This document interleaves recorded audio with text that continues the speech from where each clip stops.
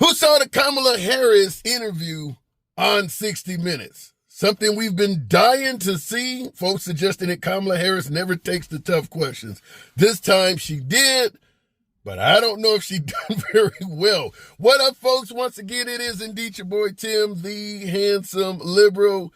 Kamala Harris was asked a series of questions, and oftentimes the interviewer had to say, but the question I'm asking you is this, because she was spinning and going somewhere else. A lot of folks on the right often bring up she was born in a middle-class family, which is something that she often uses when asked questions about the economy or something else of that nature. She starts out, well, I was born in a middle-class family. And she kind of did that during the 60 Minutes interview. In my humble opinion, her performance was dismal. I was not a big fan of how she dealt with many other questions, how she was trying to spin. She is indeed a politician, and it showed. Now, in regards to bringing down the cost of food and groceries, she did admit shit costs a lot right now, and her statement was that she's going to ask Congress to pass legislation to control, if not eliminate, price gouging.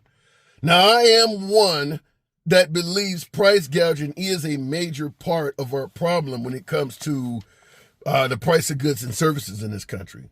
But I'm not one to necessarily believe that Congress can be depended upon to bring it under control. Fact is, there's a lot of members of Congress that believe in letting the free market decide, and they are against government oversight.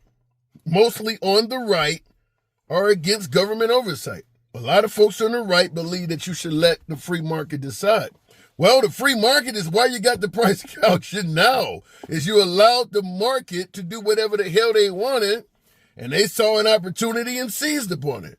But nevertheless, if Kamala Harris is trying to bring down the price of groceries, I hate to say this, but in this politically divisive environment, the goal of the right is to stop her accomplishment.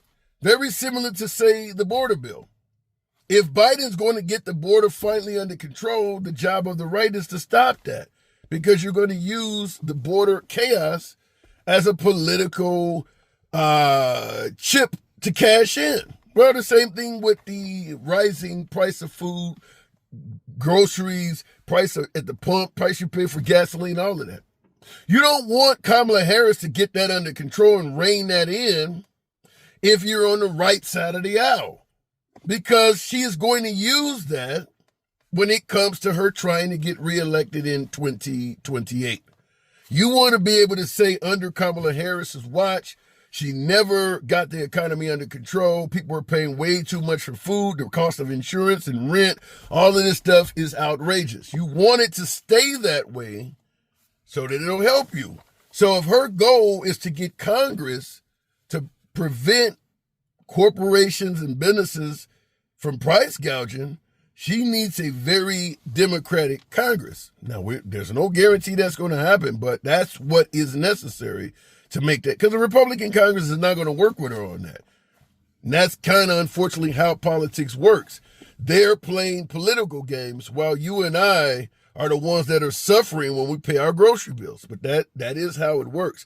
Now, in addition to her not being able to explain that, she's also talking about this $25,000 house credit so that people can buy their first home and give it.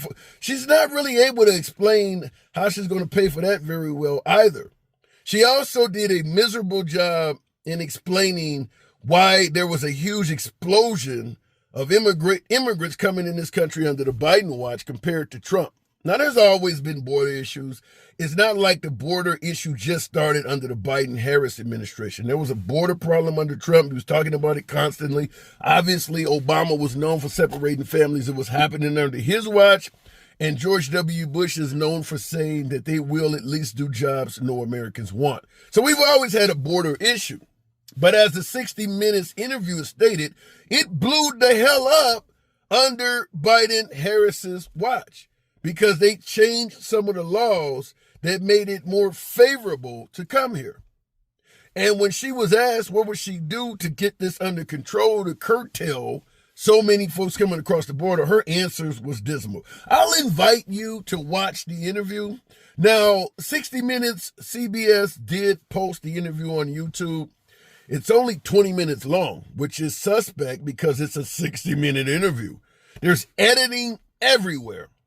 Both Kamala Harris and Tim Walz answers questions in the interview, and the interviewer talks all over them. So in the comment section of this interview, people are constantly commenting, can we see the unedited version without the 60 Minutes interviewer talking all over them? Because, as I stated, it's fairly clear that Kamala Harris was not doing a good job in answering some of the questions. So what the hell does Kamala have going for her? Many might ask. In my opinion, her best asset by far, her number one secret weapon, if you want to say, number one by far, is she's running against Trump. It's that she is running against Trump. I'd submit to you that if Kamala Harris was running against a more defined Republican opponent, presidential in nature, more professional, more well-spoken, it wouldn't be a contest. I think Kamala Harris would be toast. I think she would be done. Her number one benefit is that she's running against a guy that often sits back and just puts his foot in his mouth and gives himself all sorts of self-inflicted wounds. At the end of the day, it is my analysis that a hell of a lot of folks that will vote for Kamala Harris are not indeed voting for Kamala Harris. They're simply voting against Trump, such as the Republicans for Kamala Harris. That is an association. The Lincoln Project. That is another association of Republicans. If someone like Nikki Haley or Ron DeSantis or someone else, maybe even Vivek Ramaswamy, had been running at the top of the Republican ticket, those groups wouldn't exist. The Lincoln Project would likely be voting for Ron DeSantis. Republicans for Kamala Harris would likely be voting for Nikki Haley. So that is a huge benefit to Kamala Harris, is that there are so many individuals that are just simply looking for someone, anyone other than Trump. She's going to get several million votes that are not because folks think that she is a great politician or has the right direction for this country at all. They're just so disassociated from Trump. So she does have that going for her. But my humble opinion, she answers some of those questions really, really bad.